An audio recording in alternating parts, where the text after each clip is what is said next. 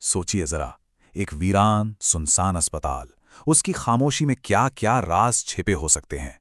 आज हम कुंदनगढ़ के उसी भूताहा अस्पताल के रहस्य से पर्दा उठाएंगे। एक ऐसी जगह जिसकी दीवारें कुछ बहुत ही डरावनी कहानियां सुनाती हैं।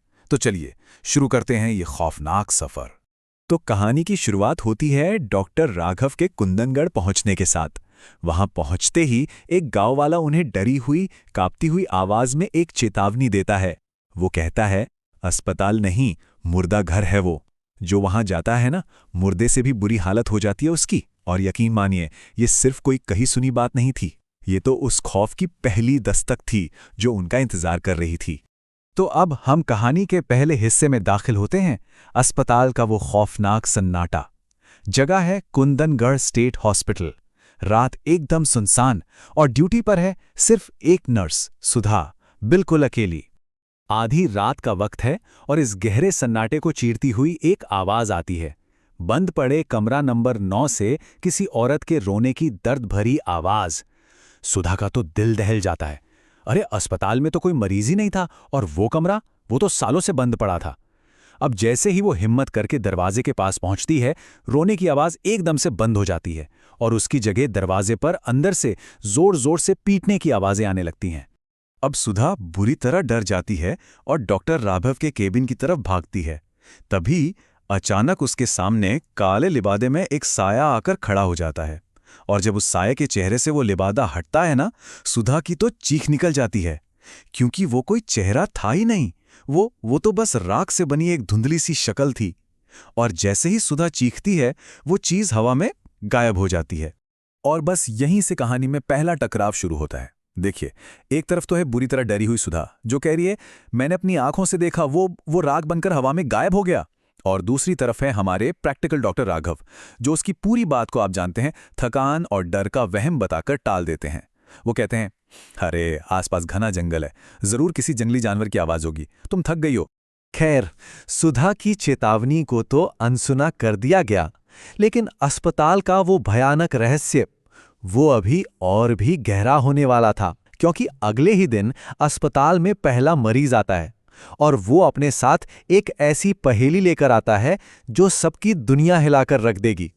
तो होता ये है कि गांव वाले लगभग 14-15 साल के एक लड़के दिनेश को लेके आते हैं।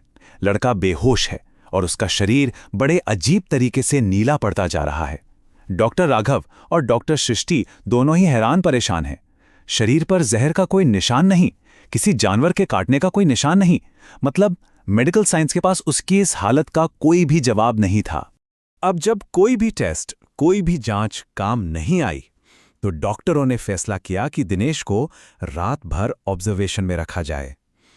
पर उन्हें इस बात का जरा भी अंदाजा नहीं था कि ये रात उस अस्पताल में उनकी जिंदगी की सबसे भयानक रात बनने वाली है।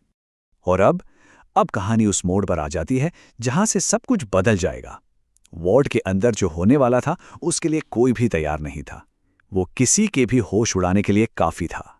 देर रात हो चुकी है और अचानक दिनेश का वो बेहोश शरीर हरकत करने लगता है। वो किसी जिंदा लाश की तरह झटके से बिस्तर पर उठ बैठता है।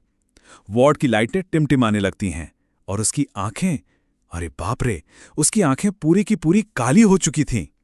ऐसा लग रहा था जैसे वो कोई इंसान नहीं बल्कि कोई शैतान हो। और फिर वो डॉक्टर सृष्टि पर हमला करने के लिए आगे बढ़ता है। अब जो हुआ वो सच में दिल दहला देने वाला है। जैसे ही वो लड़का सृष्टि पर हमला करने वाला होता है, नर्स सुधा कमरे में दाखिल होती है और वो किसी अमानवीय ताकत से उस लड़के को उठाकर सीधा दीवार पर पटक देती है। लड़के के सिर से खून बहने लगता है और सुधा किसी जंगली जानवर की तरह नीचे झुककर उस खून को चाटने लगती है। और बात यहीं खत्म नहीं होती। इसके बाद वो उस लड़के के हाथ को इतनी बेरहमी से मरोड़ती है कि वो उसके शरीर से अलग हो जाता है। जाहिर है, ये भयानक घिनौना मंजर देखकर डॉक्टर सृष्टि के तो होश ही उड़ जाते हैं। उसकी आंखों के सामने अंधेरा छा जाता है और वो वहीं बेहोश होकर गिर पड़ती है। मतलब उसके लिए तो वो रात शायद वहीं खत्म हो गई थी। लेकिन असल कहानी तो अब शुरू होने वाली थी। इस खौफनाक घटना के बाद कहानी हमें थोड़ा पीछे डॉक्टर राघव के अतीत में ले जाती है। क्योंकि एक बात तो साफ है, उसका इस भूताहा अस्पताल में आना महज एक इत्तेफाक तो बिल्कुल नहीं था। इसके पीछे एक बहुत गहरा राज छिपा हुआ था। देखिए, डॉक्टर राघव एक बहुत अमीर बिजनेसमैन का बेटा था। वो चाहता तो आराम से अपने पिता के पैसे पर ऐश करता, लेकिन नहीं, उसने दौलत की जगह मेडिसिन को चुना। क्यों? क्योंकि उसकी जिंदगी का मकसद सिर्फ पैसा कमाना नहीं था, बल्कि कुछ और था, कुछ बहुत पर्सनल। राघव और सृष्टि का रिश्ता भी काफी पुराना था। 8 साल पहले वे मेडिकल स्कूल में मिले थे और फिर 2 साल पहले उन्होंने साथ में ही अपनी पोस्ट ग्रेजुएशन भी पूरी की। मतलब उनका रिश्ता सिर्फ प्रोफेशनल नहीं था, वो एक दूसरे से इमोशनली भी काफी जुड़े हुए थे। और फिर राघव अपने सबसे बड़े राज से पर्दा उठाता है।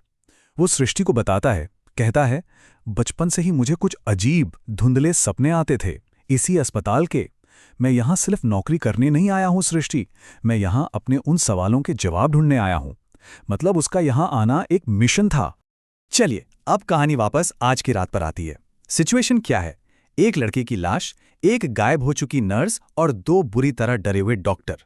उनके सामने अब सिर्फ अपनी जान बचाने की चुनौती नहीं थी, बल्कि कई ऐसे सवाल भी थे जिनका कोई जवाब नहीं था। अब अपनी जान बचाने के लिए राघव और सृष्टि मिलकर एक प्लान बनाते हैं। वो गांव वालों से एक झूठ बोलते हैं। वो कहते हैं कि दिनेश की मौत एक बहुत ही खतरनाक छुआछूत वाली बीमारी से हुई है और कोई भी उसकी लाश के पास ना जाए, उसे हाथ ना लगाए। देखिए, ये उनकी जान बचाने का अकेला रास्ता था, क्योंकि अगर गांव वालों को सच पता चल जाता तो वो उन्हें जिंदा नहीं छोड़ते। और गांव वाले उनकी बात मान भी लेते हैं। तो हाँ, फिलहाल के लिए उनकी जान तो बच जाती है। लेकिन राघव और सृष्टि के लिए असली डरावना सपना तो अब शुरू हुआ था। वो उस अस्पताल में एक भयानक रहस्य के साथ बुरी तरह फंस चुके थे। तो सबसे पहला और सबसे बड़ा सवाल तो यही है, नर्स सुधा का आखिर हुआ क्या? वो अचानक कहाँ चली गई? क्या उस पर वाकई किसी शैतानी ताकत का कब्जा था जिसने उससे वो सब करवाया? दूसरा सवाल, इस कुंदनगढ़ अस्पताल का क्या राज है? राघव के उन सपनों का इस जगह से क्या कनेक्शन है?